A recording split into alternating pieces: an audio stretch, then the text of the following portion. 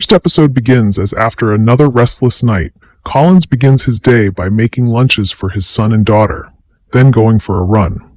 While on his route, he jogs by the White House, stopping to speak with Agent Billy Pace. Pace says he's leaving his shift early because of an upset stomach, and Agent Jane Driscoll is coming in to relieve him. Back home, Collins' daughter reminds him of her debate competition at 3 p.m. He promises to be there and turns his attention to his son, who is reading James and the Giant Peach. Collins is rattled by his son's choice of book and zones out momentarily before heading to work. As Collins walks into the White House, two other agents note the president isn't up yet, which is unusual. When Collins goes to check on President Bradford, no one answers. Collins enters and immediately sees Bradford lying on the floor in a pool of blood. The episode flashes back 5 years when Collins was in the Oval Office for an interview to be Bradford's new lead agent. Collins inquires why the president has chosen him to be on a shortlist.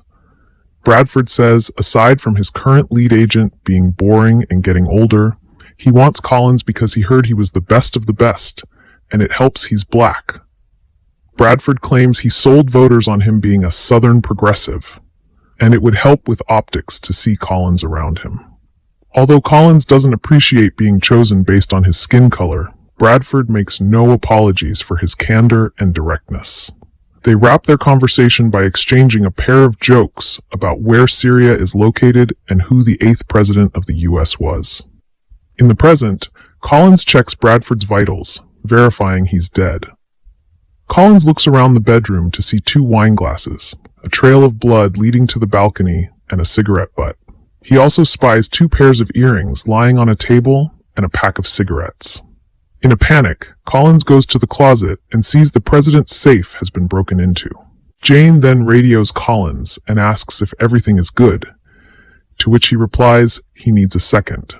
He eventually tells her to lock down the residence. She questions if she should notify Robinson, keeping in line with protocol. Collins is adamant Jane doesn't contact Robinson yet, and instead locks the White House down for 30 minutes before following through with calling Robinson. Collins tells her he only wants himself and Pace to be allowed in the president's bedroom.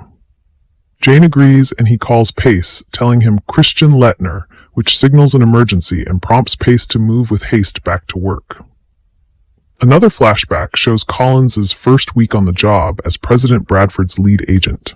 The president asks about Collins' family, and the agent responds he has a wife and 2 kids. Bradford is reminded of his own unharmonious family and guesses his wife didn't even vote for him. In the present, Collins goes to the basement to look at security footage with Agent Garcia. Flashing back to the day of the murder, the president has a contentious discussion with a woman. Returning again to the present, Garcia shows Collins a video of the president cooking dinner for his son, only for the son to bail. Bradford later met with a different woman, and the 2 were laughing and drinking wine entering his bedroom. She's wearing the earrings found at the scene of the crime. As the footage continues to roll, it appears the last person to see Bradford before he retired for the evening was Collins. The episode goes back again to a news conference where President Bradford is grilled about an incident in Utah. As he tries to answer, Collins sees a man posing as a cameraman pull out a gun. Collins quickly tackles the president to the ground to save his life, but Collins is shot in the back. Later, as Collins lies in the hospital recuperating, Bradford shares that when he saw the blood, he thought he was Christian Lettner.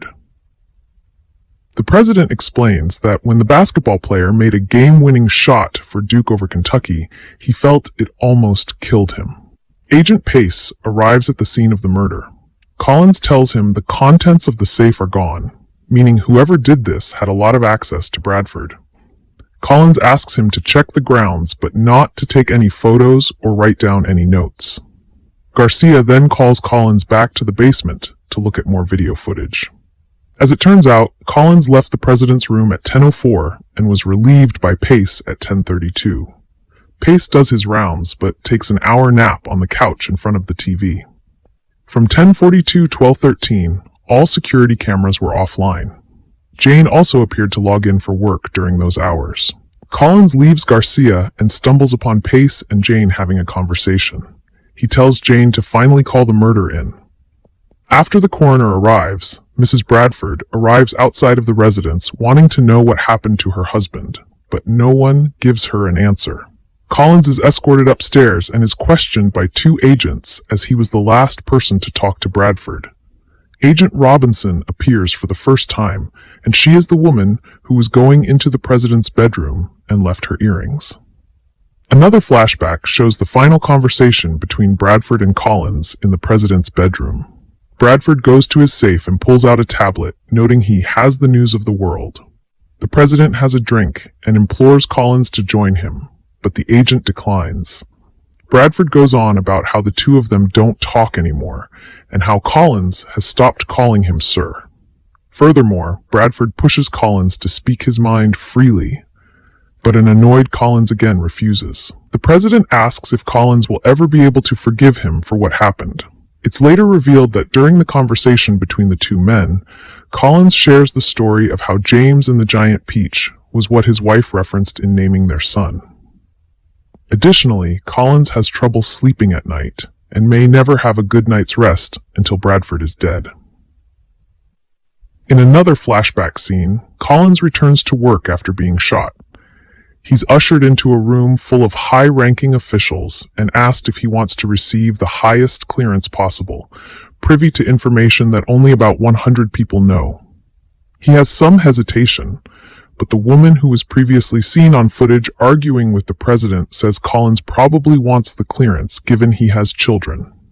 Collins agrees, and Bradford asks if he's aware of Colorado. Back in the present, Collins is dismissed for the day and he jogs back home.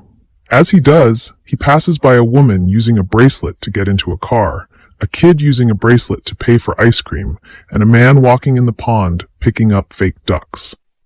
Collins stops in the street to look at the package of cigarettes he took from the crime scene. He pulls one cigarette out to see a series of numbers written on it.